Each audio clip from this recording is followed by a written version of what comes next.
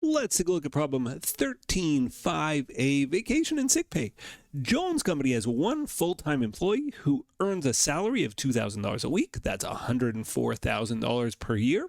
Effective January 1st each year, the employee is entitled to 3 weeks, that's 15 working days of paid vacation per year, and 1 week of paid sick leave. If the employee does not take a vacation, the unused days are carried over to the next year.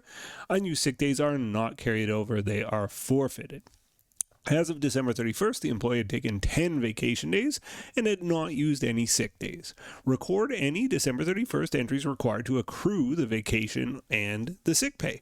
Well, we'll start with the easy side of this. Sick days don't accrue, so sick days, we don't need to do anything, right? They forfeit the unused sick days, so it's not like we have to keep an account for those. But we do have to keep an account for the unused vacation, and it looked to me like they got 15 days and they only took 10, means they got a week's worth of vacation. And what's the value of a week's worth of vacation? I should take a sick day myself. I got a little cold. I'm going to cough here. A week's worth of vacation is worth $2,000. So let's do that journal entry to accrue the fact that we owe them $2,000 worth of vacation. Here's what the journal entry looks like on December 31st. 2031.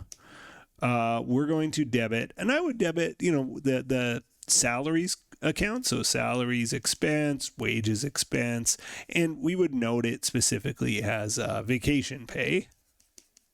Now you might see an account called vacation pay expense, and I think that's very reasonable. I would follow your textbook here, but it's a $2,000 accrual. We're accruing a week's worth of vacation cost that we haven't paid yet. And what's the credit here? Well, it's salaries payable.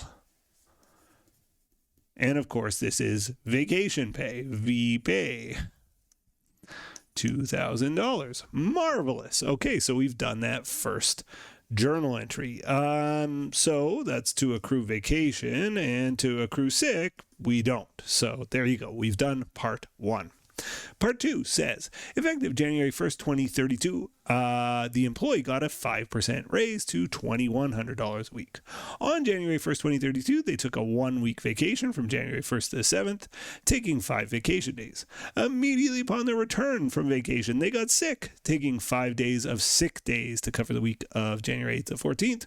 Record any relevant entries. Okay, so the January 7th pay run, what's happening? Well, we're going to pay them their new wage, $2,100, so credit cash $2,100.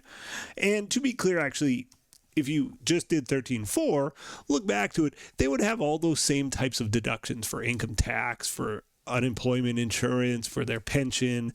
Those types of deductions would be taken off the check, and it would be very similar journal entry to that one. This is simplifying matters. I didn't want to have, 8-part journal entry, but that's what a pay entry is going to look like. We're just focusing in on the vacation element here.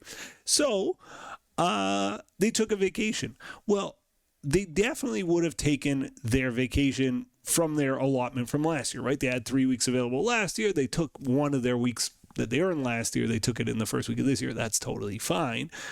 We've got to pay out their vacation from their payable last year. What we accrued last year is now being paid out. So debit salaries, payable, vacation pay for $2,000. Now, you'll notice it's mismatched. What's the missing 100? It's the fact they got a raise, right? We accrued it when their wage was $2,000 a week, and now it's $2,100. So this is just an additional wage expense. Nothing or not wage, but salaries expense. And again, it's very common that it might be called vacation pay expense, something like that, right? But I've been calling it salaries, so I'll continue to call it that.